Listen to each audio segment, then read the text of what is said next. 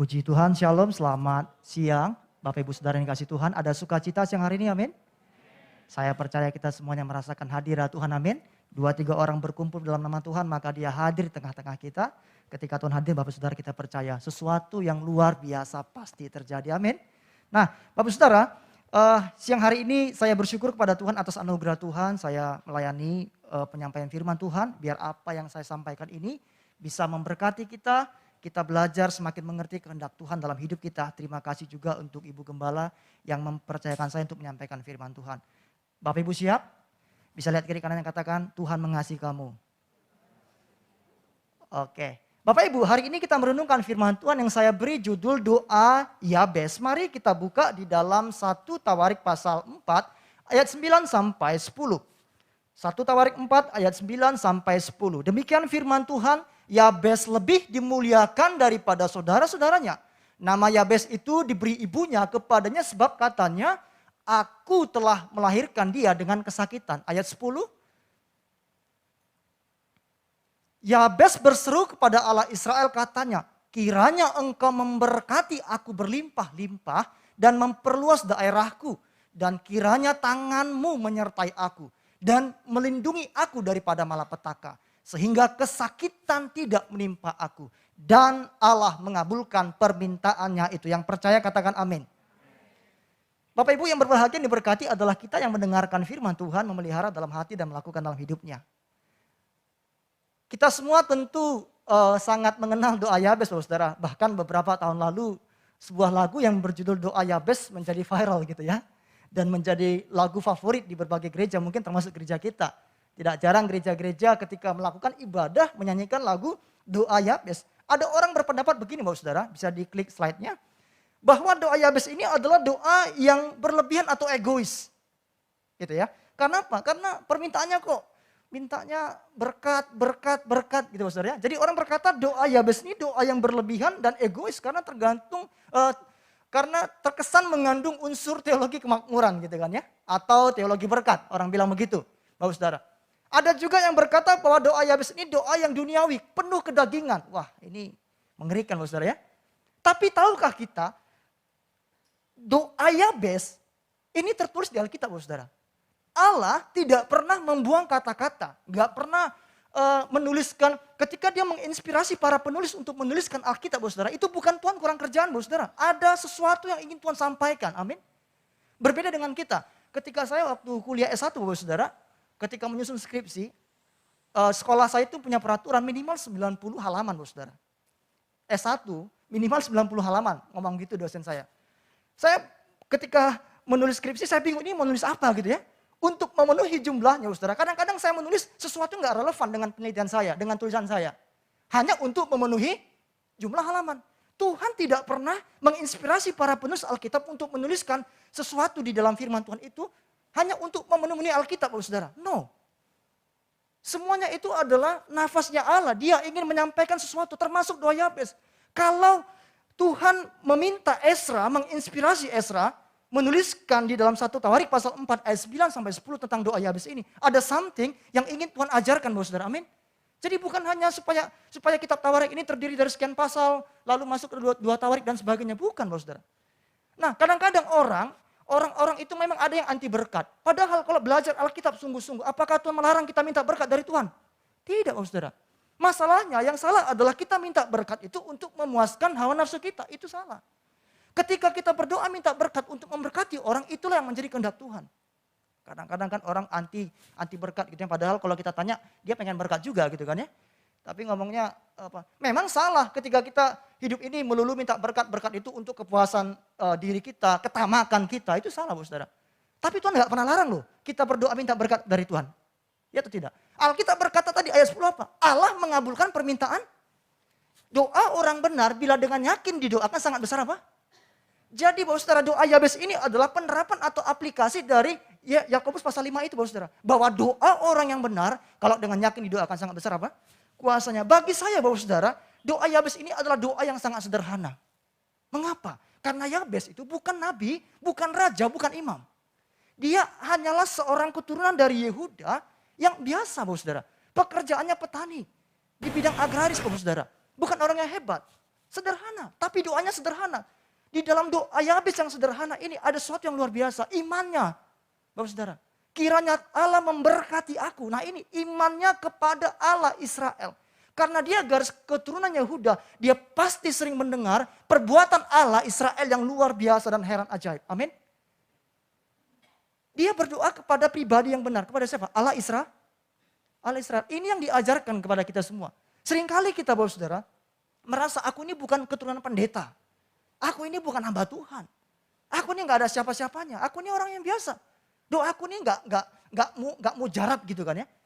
Lebih baik aku minta doa dari pendeta, dari orang lain mungkin yang menurut dia lebih hebat doanya. Alkitab berkata bukan doa pendeta yang didoakan akan dikabulkan Tuhan, tapi doa orang yang benar berbicara tentang orang-orang yang dibenarkan Allah. Siapa? Saudara dan saya yang telah percaya kepada Yesus menjadi orang yang dibenar. Selagi saudara dan saya ini punya iman kepada Yesus, Bapak Saudara, kita bisa berdoa kepada Bapa. Kita berdoa langsung kepada Allah. Memang kita boleh minta dukungan doa dari orang lain, itu bagus Bapak Saudara. Tapi bukan berarti saudara dan saya tidak berdoa sama sekali. Iya kan? Hanya mengandalkan doa pendeta, mengandalkan doa gembala. Wah itu pemalas tuh namanya. Itu Alkitab nggak ngomong gitu. Nah kita berdoa dan kita juga bisa minta dukungan doa dari saudara seiman. Nah Bapak Saudara yang terkasih dalam nama Tuhan Yesus Kristus. Jadi kalau kita lihat Bapak Saudara, siapa Yabes? Ya siapa Yabes? Yabes itu, nama Yabes hanya tertulis 2 kali saja di dalam 2 ayat Alkitab, Bapak Saudara. Dari sekian ribu ayat Alkitab, hanya 2 ayat yang ngomong tentang Yabes. Yaitu 1 Tawarik pasal 4 ayat 9 dan 10 ini saja. Kalau Bapak Saudara cari di konkordansi Alkitab, gak ada lagi nama Yabes selain ini Bapak Saudara. Nah, siapa Yabes? Tadi jelas dikatakan dalam 1 Tawarik pasal 4 ayat 9 dikatakan nama Yabes itu berarti dia akan berduka atau dia akan sengsara. Kenapa? Karena ketika ibunya melahirkannya penuh dengan kesakitan, kesengsaraan. Di Israel ada nama tempat namanya Yabes Gilead, Bapak Saudara. Sama artinya berduka cita, sengsara. Mungkin ketika ibu Yabes melahirkan Yabes ini merasa sakit yang luar biasa, Bapak Saudara. Enggak biasa mungkin. Sampai ibunya memberi nama apa? Yabes. Dia akan berduka cita. Dia akan sengsara. Di dalam Alkitab, Bapak Saudara, nama itu bukan hanya label. Tapi menunjukkan karakter seseorang. Kenapa Yesus disebut Yesus? Immanuel. Immanuel artinya Allah menyertai kita. God with us. Yesus artinya apa? Yehosua artinya sang juru selamat. Bahkan Allah pun seringkali mengganti nama seseorang ketika nama itu enggak sesuai dengan karakternya. Contoh Yakub diubah Tuhan menjadi Israel. Nama di Alkitab itu Bapak Saudara, itu bukan hanya label saja. Tapi menunjukkan karakter seseorang. Perhatikan Yabes. Nama Yabes ini berarti apa? Duka cita. Wah saya kira gak ada orang yang senang dikasih nama duka cita, sengsara gitu kan ya. Malapetaka gitu kan. Anak kita lahir diberikan nama malapetaka. Nah jadi Yabes ini perhatikan Bapak Saudara. Dia itu orang yang biasa, bahkan namanya pun mengerikan ya. Berduka cita, sengsara. Tapi perhatikan Alkitab berkata dia dimuliakan daripada apa? Saudara-saudaranya. Nah ini yang penting Bapak Saudara. Bapak Saudara, apapun pandangan orang terhadap kita Bapak Saudara. Apapun penilaian orang terhadap kita. Itu tidak pernah mengubah status kita di hadapan Tuhan. Amin. Tuhanlah yang berhak untuk menentukan status hidup kita, Saudara. Makanya jangan pernah saudara mau dipengaruhi oleh omongan orang. Ya kalau saudara salah, saudara ditegur, dinasihati, ya kita harus introspeksi di diri. Tapi selagi saudara hidup dalam jalan kebenaran, tapi ada orang mungkin mencemooh saudara, ada orang mungkin menghina saudara, memfitnah saudara. Fitnah lebih kejam daripada fitness katanya gitu kan. Jangan Bapak Saudara, tetap berjalan dalam kebenaran. Firman Tuhan berkata pada akhirnya akan ada perbedaan antara orang beribadah dengan tidak beribadah. Antara orang yang percaya dengan tidak percaya. Saudara mungkin sekarang kita melihat seperti Habakuk berkata, waduh ini ladang-ladang tidak menghasilkan. Semua ternak-ternak terhalau semua. Seolah-olah situasi di depan kita orang-orang sana yang tidak kenal Tuhan lebih gemuk gitu kan ya. Ya obesitas gitu kan ya. Lebih gemuk, lebih diberkati, pekerjaannya sebagainya. Kita merasa kok hidupku ini flat gitu kan ya. Mengalir saja, biasa saja. Bapak Saudara, firman Tuhan berkata, akan ada perbedaannya. Ketika firman Tuhan berkata A, ya A Bapak Saudara. Tuhan tidak pernah bohong. Karena janjinya ya dan A, ya dan amin. Jadi Bapak Saudara, jadi isi doa Yabes ini ternyata hal yang akan kita pelajari pada siang hari ini adalah dia berdoa kepada Allah. Di dalam ayat 10 bagian A, sebenarnya terjemahan asli begini Bapak Saudara. 1 Tawarik 4 ayat 10 bagian A, sebenarnya berkata begini, sungguh engkau pasti akan memberkati aku.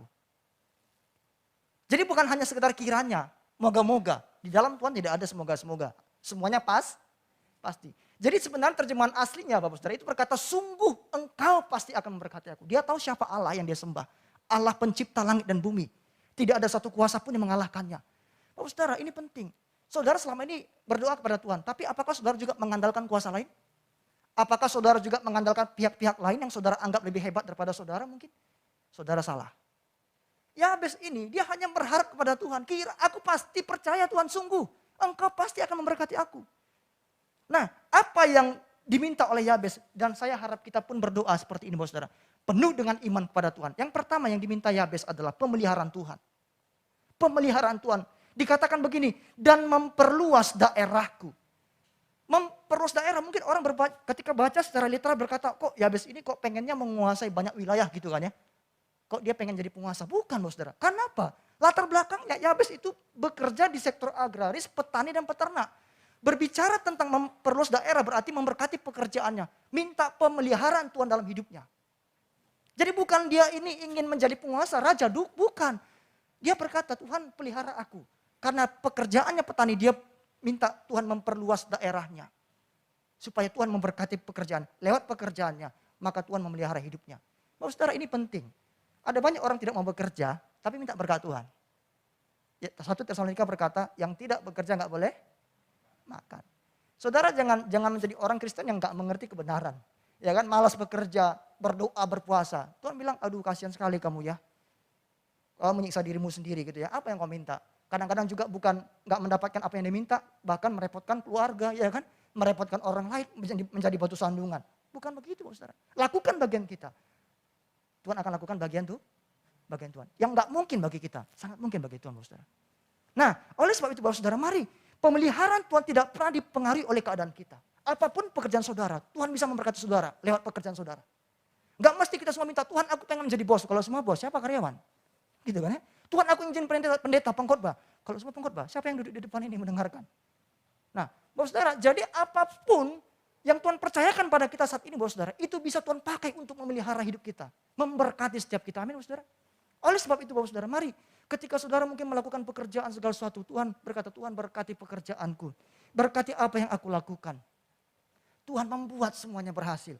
Bapak saudara, ketika Yakub, kalau kita baca kisah tentang Ishak, Bapak saudara, bagaimana dia menabur, itu Tuhan memberkati dia. Karena Ishak itu percaya hanya kepada Allah. Dia tidak mau tahu tentang yang lain. Mungkin orang-orang di sekitar dia menyembah berhala. Menyembah Allah yang mati, tapi dia tahu, aku punya Allah yang hidup.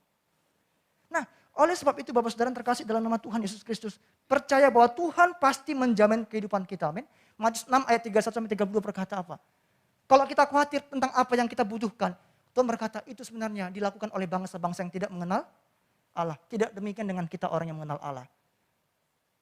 Carilah dahulu kerajaan Allah dan kebenarannya. Maka semuanya akan diapakan, saudara? Ditambahkan kepada setiap kita. Saudara percaya mungkin ketika kita menghadapi pandemi di awal-awal waktu beberapa tahun lalu, 1,5 tahun lalu, mungkin sampai 2 tahun lalu. Banyak orang merasa takut dan khawatir kan. Tapi coba lihat sekarang, bukankah sekarang berat badan kita bertambah? Gitu kan. Saya juga bertambah saudara. 2 tahun lalu tuh saya masih 60, sekarang 62 gitu kan. Puji Tuhan gitu saudara ya. Kita dulu takut khawatir, tapi coba renungkan. 2 tahun ini Tuhan memelihara kita loh saudara. Sampai saat ini kita ada. Bukankah itu bentuk pemeliharaan Tuhan? Jangan biarkan ketakutan, kekhawatiran menguasai kita, saudara. Ketika ketakutan, kekhawatiran menguasai kita, kita mulai meragukan Tuhan. Manusia itu bisa khawatir, bisa takut, bisa. Tapi jangan sampai hidup saudara dan saya dikendalikan oleh ketakutan dan kekhawatiran. Amin, saudara. Nah, oleh sebab itu, saudara, jangan khawatir. Serahkan segala kekhawatiranmu kepada Tuhan. 1 Petrus 5:7 berkata, serahkan segala kekhawatiranmu kepadanya, sebab Dia yang memelihara kamu.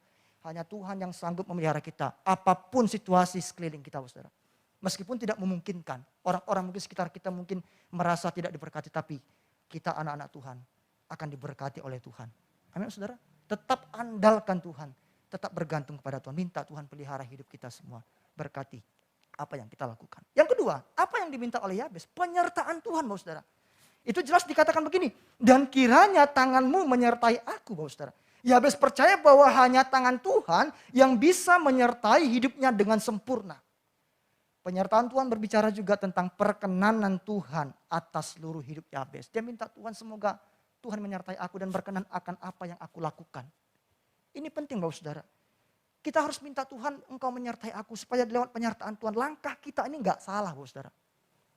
Ketika kita mengambil keputusan ini kita gak salah mengambil keputusan Bapak Saudara. Firman Tuhan berkata ada orang menyangka jalan yang diambilnya lurus tapi menuju maut. Itu kenapa? Berjalan tanpa penyertaan Tuhan. Dia sangka lurus tapi ujungnya menuju maut. Nggak tahu. Nanti sudah kepentok di depan sana, baru Bapak Saudara nyesal. Nah, oleh sebab itu Bapak Saudara, Tuhan minta kita supaya selalu meminta penyertaan Tuhan. Artinya pimpinan dan kekuatan Tuhan atas hidup kita setiap hari Bapak Saudara. Percayakah saudara bahwa penyertaan Tuhan membuat segala sesuatu yang kita lakukan berhasil, amin? Yusuf, perhatikan Yusuf dalam Kejadian pasal 39, ayat 2 dan 3. Di dalam perikop itu kalau Bapak Saudara baca, ada 3 kali dikatakan karena Allah menyertai Yusuf, Allah menyertai Yusuf. Semua yang dilakukan berhasil Bapak Saudara. Saya percaya, Bapak Saudara, Yusuf itu orang biasa sama dengan kita. Mungkin apa bedanya? Kenapa Tuhan kok Yusuf itu selalu berhasil apa yang dilakukan? Sementara aku tidak. Mungkin saudara punya sikap yang berbeda dengan Yusuf. Yusuf itu, dia tahu disertai Tuhan tapi dia hargai penyertaan Tuhan. Dengan apa? Hidup kudus, tetap melakukan firman Tuhan. Saudara kadang-kadang hanya merasa disertai Tuhan gitu kan. Tuhan beserta dengan aku tapi hidupnya nggak karu-karuan. Itu bukan kita nggak menghargai penyertaan Tuhan. Kalau kita mengaku merasa disertai Tuhan tapi hidup kita nggak sesuai dengan kehendak Tuhan.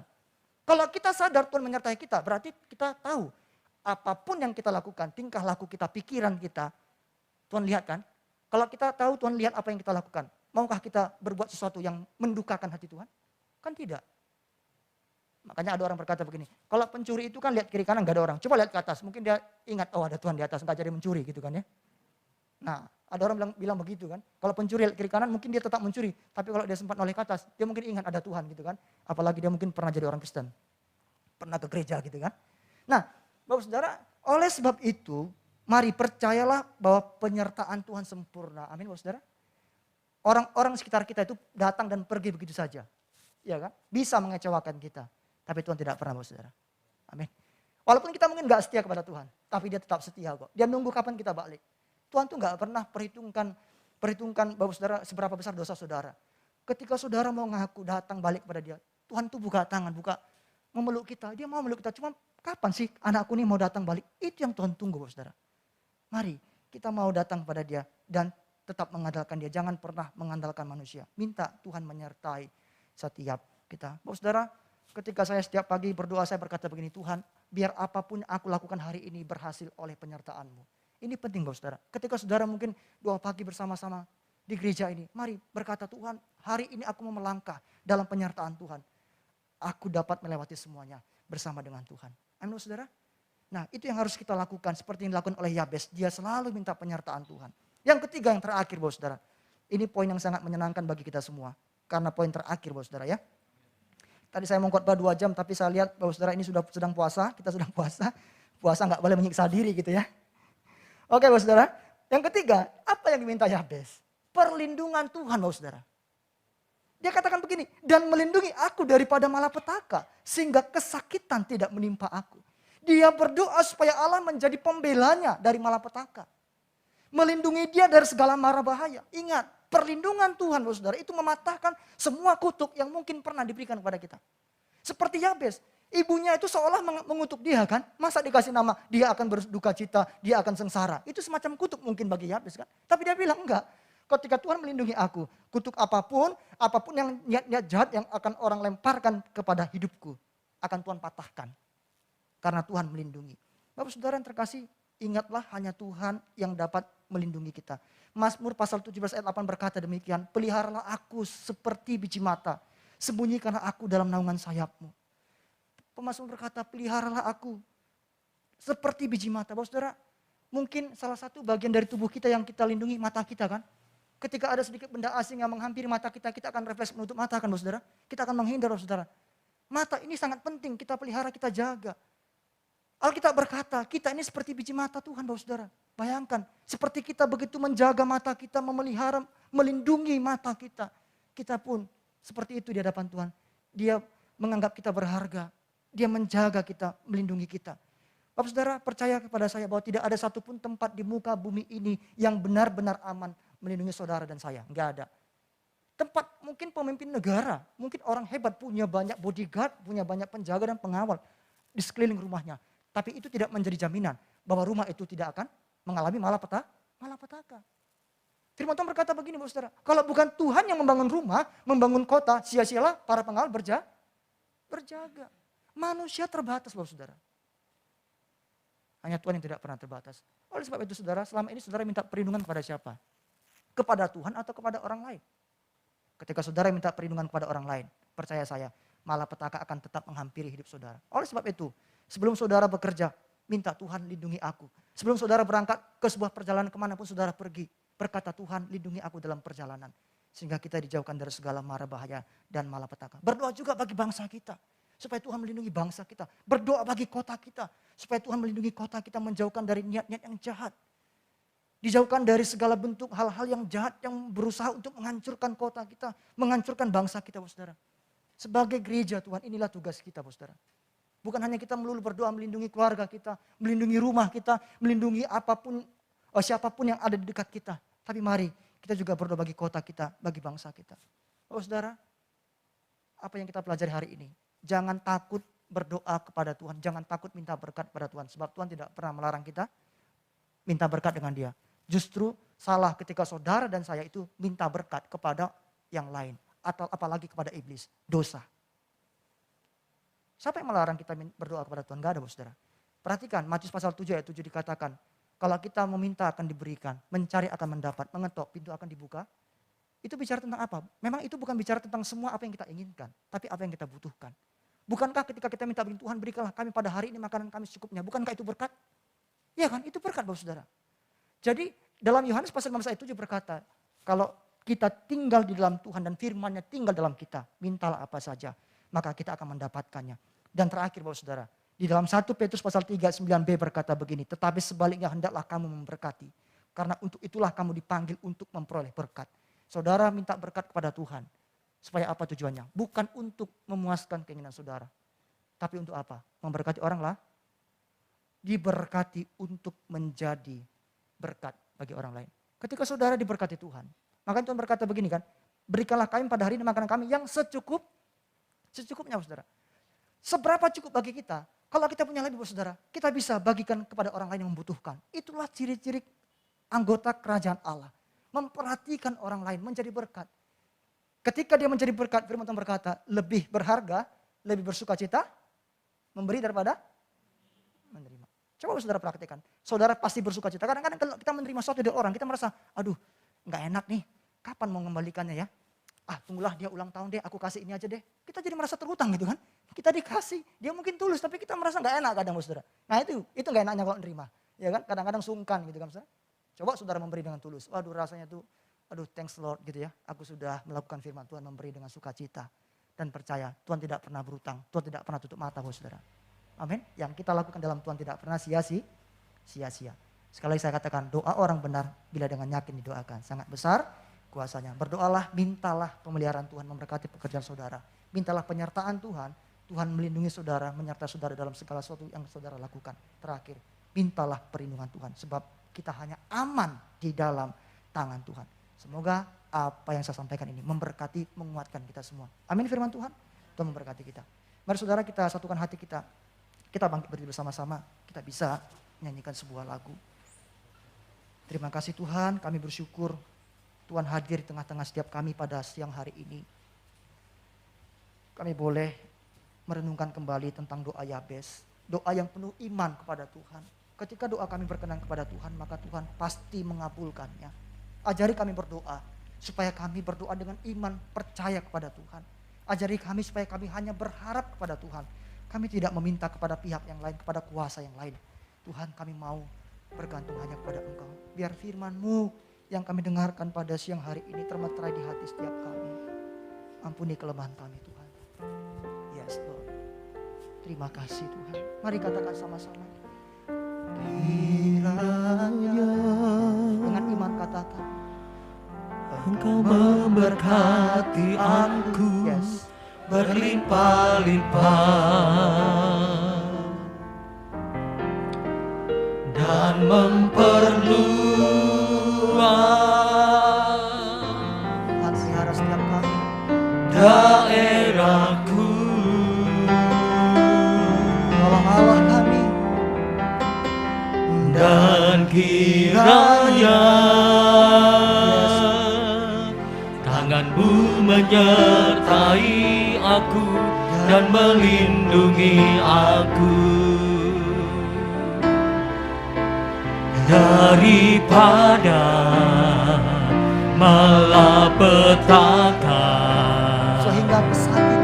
sehingga kesakitan tidak menimpa aku. Mari engkau yang percaya angkat tangan katakan, kiranya Tuhan memberkati aku.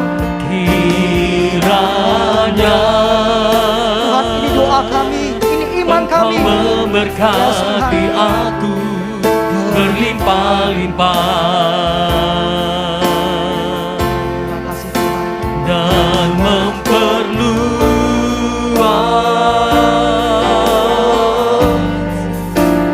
daerahku, dan kiranya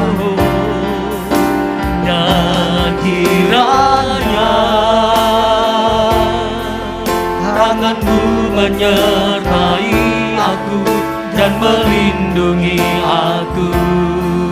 Kau menjauhkan setiap kami dari segala malapetaka, daripada malapetaka, sehingga kesakitan tidak menimpa aku. Mari dengan iman katakan, kiranya Engkau memberkati aku berlimpah-limpah dan memperluas daerahku,